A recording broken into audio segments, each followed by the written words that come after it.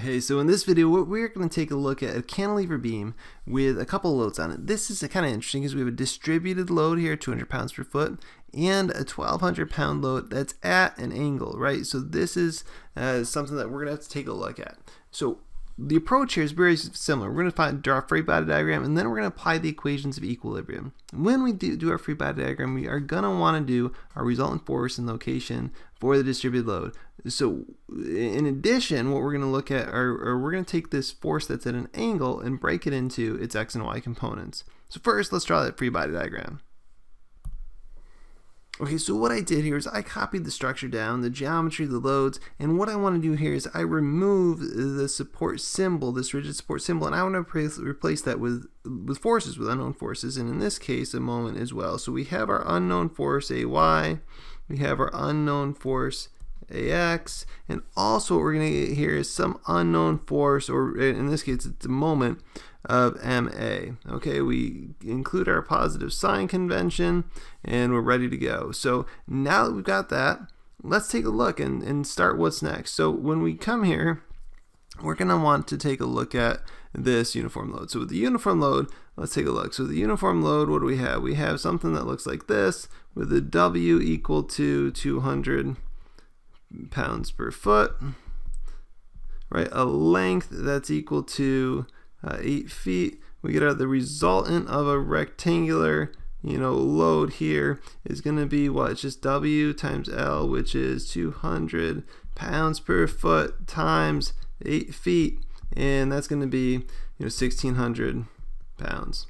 All right, so we can draw that, and I like to draw it back in on the free body diagram, so I know where it goes, I know how to apply it, right? And I just, what I prefer to do is sort of like dash that in to know that it's, or put it in a different color, do something that it's the resultant of this uniform load. So then what I like to do too is, and if I know we're going to take moments at point A, put the distance in. So if this total rectangular load goes over 8 feet, it's only going to be 4 feet from point A. So we got that down, and then the next thing we want to do is we want to take a look at this load at an angle, right? So what I like to do again is just dash in the components here. So I know these components are just the x and y components. So if this is maybe px equals not px. If this is maybe the force P equals 1,200 pounds, I'm gonna get a py and a px here that are components of P. So if we have like a force triangle, for example, I like to draw force triangles. If we have a force triangle of 1,200 pounds, right, we can take these two vector components of that and we can say, well, we're gonna have a y component that comes down, right? So this will be py. We're gonna have some x component that comes over.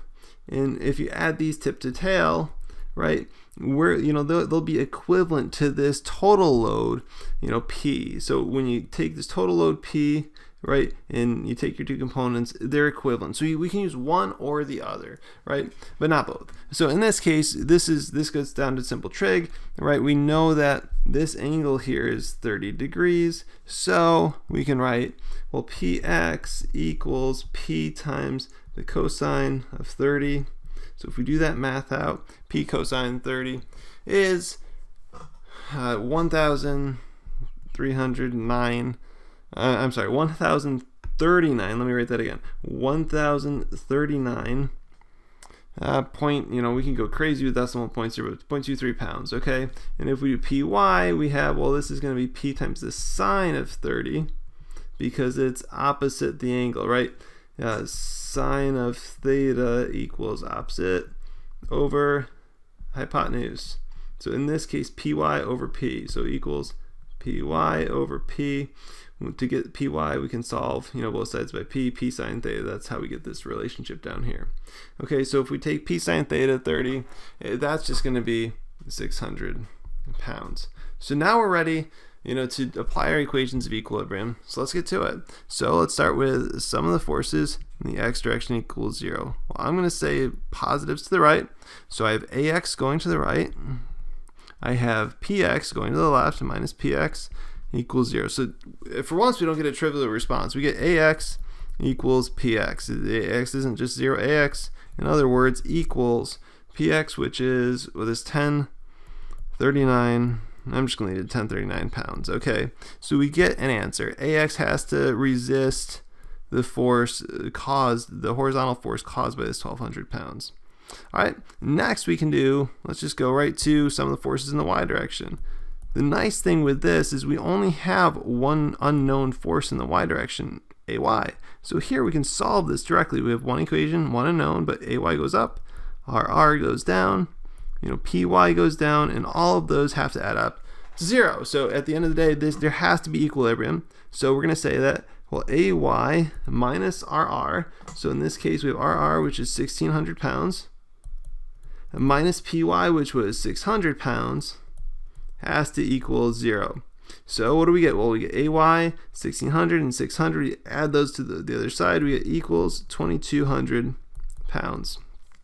Okay, so that's pretty cool. We got that. And then you can't forget about this. I get students that forget about this all the time, but MA is the moment restraint at A. So for rigid support, you do have moment restraint. So you have to take that into consideration. So let's write down our sum of moments equation. So I'm going to take some of the moments about point A. And what we're looking for here is anything that causes a moment about point A. So first, what I'll do is I'll put my pen on the paper here at point A, and I'll say, well, what causes a moment? Well, I know this force R causes a moment. I know the moment arm is 4 feet. Okay, so I already looked at that. I said this is going to be 4 feet. That's going to be the moment arm. And this is causing a rotation that goes, kind of like this around point A. That's opposite of our positive sign convention. So what are we going to do? We're going to go and say that's going to be negative. Okay, so that's the first one. The next one is going to be PY, and that's going to be times, 8 feet and 2 feet. That happens all the way over here. So that's going to be a moment arm of 10 feet. Okay, and then we'll do a trick question here. What about PX? Well, PX does not cause a moment about point A because if we look at the line of action of PX, right, PX acts right through point A. So if we draw this, PX is going to go right through point A, and the moment arm of PX is going to be 0. So PX doesn't cause a moment. But there's one other thing that causes a moment, and this is what people sometimes forget. If you put your pencil on point A, what else causes this to rotate? Well, the other thing that causes it to rotate is the moment at A itself. So we have to remember to put that in. Well, we drew it in the positive direction, so that's going to be positive, and it looks like we forgot to do PY. Well, if we look at PY, and we look at which ways it's going to make things rotate, it's going to rotate, kind of in this direction around A. So that's clockwise. We're saying clockwise is negative. So we'll come back here and say minus PY. So all this has to equal 0. So at the end of the day, let's do the math. Let's just do our substitutions. So what we get is the 1,600 pounds, which comes from the RR times the 4 feet, 600 pounds, which comes from PY times the 10 feet, and MA. So now we can plug them in, do some math, and get an answer. So here we get minus 6,400 pound feet, minus 6,000 pound feet, plus MA equals 0. So basically we're going to add 6,400, add 6,000 to the other side, and we're going to get MA equals 12,400 pound feet. Remember, pound feet is a unit of moment, whereas pound per foot, just this is a distributed load. So don't get those confused. Distributed, force versus pound foot, which is a moment, and we want obviously the moment. So what we're going to do is we're going to circle this, box it in, and we're good. So hopefully that helps, and till next time, keep working hard, looking onward and upward. Talk to you soon.